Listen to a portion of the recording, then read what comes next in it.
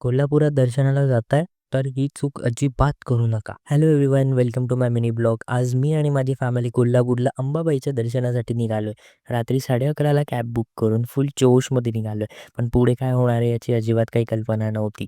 सकाळी 4 वाजता कोल्हापूरला पोहोचलो आणि जस्ट डायलवर आधीच ॲडव्हान्स देऊन बुक केलेल्या हॉटेलकडे गेले. तिथे पोहोचताच समजलं की आमच्यासोबत खूप मोठा स्कॅम झालाय. जस्ट डायलवर दाखवलेलं हॉटेलच नव्हतं. ते फर्निचरचं एक दुकान होतं, कुमटेकर फर्निचर म्हणून.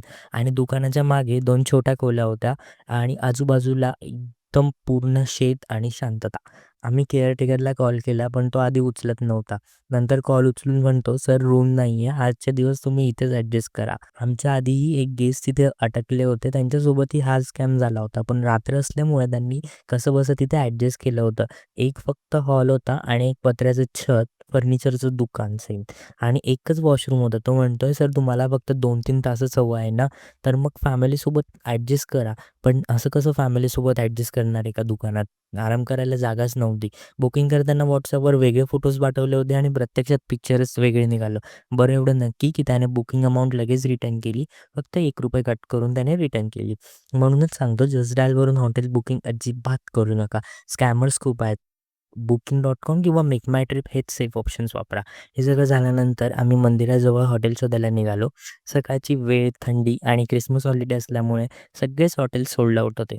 जवळपास 1 तास फिरल्यानंतर शेवटी एक clean and newly constructed lodging मिळालं, तेही फक्त 2 तासासाठी. त्यासाठीही आम्ही तब्बल 1 तास वाट बघितली वेटिंग हॉलमध्ये आणि त्यानंतर आम्हाला 2 तासासाठी रूम मिळाला. सो आम्ही 2 तासात फ्रेश झालो आणि मग दर्शनासाठी निघालो. सगळ्यात आधी गरम चहा घेतला कारण की थंडी होती आणि सकाळचा तो चहा एकदम परफेक्ट वाटला. त्यानंतर पूजा साहित्य घेतलं आणि लाईनमध्ये उभं राहिलो. तर तेही तिथे समजलं की आता 3-4 तास लागतात ते. तर सकाळी 8 वाजता लाईनमध्ये लागलो आणि जवळपास 12 वाजता आई महालक्ष्मीचं दर्शन झालं. क्रिसमस हॉलिडे असल्यामुळे गर्दी खूप होती, पण दर्शन झाल्यावर सगळं वर्दीत वाटलं. बाहेर आल्यावर घरातल्यांची शॉपिंग सुरूच झाली. कोल्हापुरात आलो आणि कोल्हापुरी चप्पल घेतली नाही असं होऊच शकत नाही. त्यानंतर आम्ही नृसिंहवाडीला निघालो. नदीकाठी वसलेलं दत्ताचं पवित्र स्थान. इथे गर्दी कमी होती, त्यामुळे दर्शन लवकर झालं आणि तिथली फेमस बासुंदी आणि कंदी पेढे घेतले. तुम्ही इथे आलात तर हे नक्की ट्राय करा. असा होता आमचा कोल्हापूरचा trip. Stay tune for more mini vlogs and follow for more